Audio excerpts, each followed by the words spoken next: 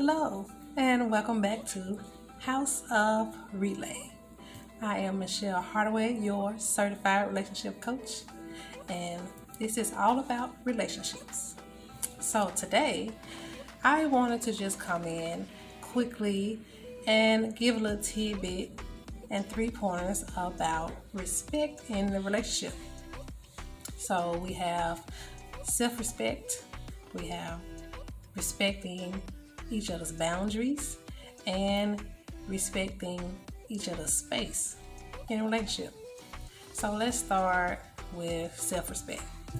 So I guess some will figure, hey, I will maintain a relationship now, I have respect. I do things where I care for myself. Yes, you do, maybe, for most of the time. But for the ones that forget, I'm talking to you. So when it comes to self-respect, you have to and should always carry yourself in a particular way, okay? That's indoors or outdoors. So if you're at home with your friend, spouse, mate, or however you want to call yourself, you should always think about how you're carrying yourself. You should be able to relax and feel good about what you do, keeping yourself up and up to par, and look good. You look good, you feel good. Definitely with your mate, because you don't want your spouse or friend or anything to get tired or bored of you because they feel maybe your self-respect levels have dropped and then you start to look unappealing or unattractive, or you just let yourself go. Do not let yourself go, okay? Go find yourself, pick yourself up, and get it together, all right? Okay, self-respect, keep it. It's always needed. No matter how long or how short you've been with or around that special someone, do not lose your self-respect. If you have to encourage yourself or listen to some good positive affirmations or learn something, find your great hobby, try on new clothes, something that's going to help keep your self-respect levels up to where you feel good about yourself. You feel good about yourself, it's going to come off of you in a very big and positive light. And it's going to reach your friend, your spouse, mate, a loved one, as well as individuals outside your home. It's going to come off you. It's going to radiate off you. And that's good. You feel good. All right. So now, point number 2 is respecting of each other's boundaries. Okay. It's prevalent and you need to do it. Everyone has boundaries. Everyone has that one or two things that they would not have anyone to cross, where they find it just truly disrespectful. And in relationships, it's definitely in there because you are joining two people in their dislikes and their likes, and they have to come together as one, particularly, and get used to each other and how each other operates and what's good, what's not good, what you don't like, what you do like. And so those boundaries are there. It's like that big stop sign. Do not go past this. And in relationships, for some people, crossing that boundary, whether you did that intentionally or not, can be a game changer. Okay, that can end everything. No more forgiveness, nothing beyond this. This is it. So it's really good and best if you find out what those boundaries are, find that information out as quickly as you can so you know what the limits are and what not to go across, because you don't want to offend anybody in an instant, whether it's you or someone else, because the boundaries, they can take on a whole nother life within themselves. So definitely find what that is and do not cross it, because in relationships, you're sharing everything already, okay?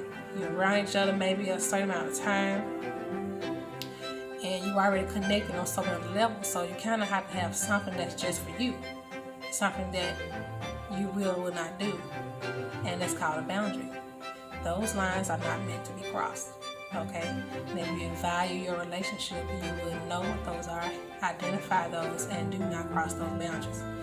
If for some reason you cannot comply, or you think those boundaries are just ridiculous, and should not be.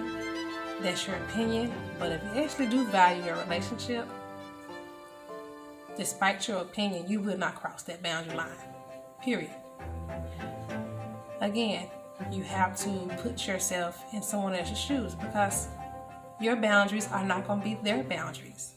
You are a totally different person. You think completely differently, okay? So don't assume, oh, my boundaries, I can do this, and that's okay with me. But why it's not okay with them? It's crazy. It's stupid. Don't do that to anybody else.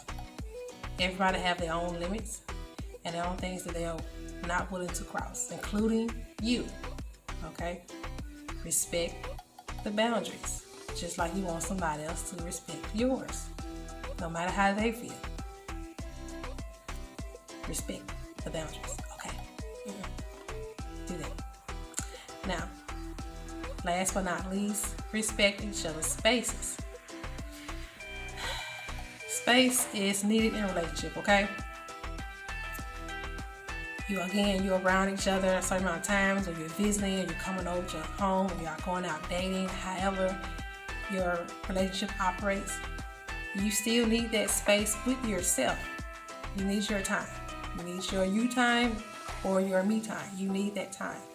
So you need to be able to respect that time that is needed for your friend or whomever, so that you can just relax and just get yourself together. Come back down from everything that you've experienced throughout the day, or your mates might be getting on your nerves, or life, or work, anything of that.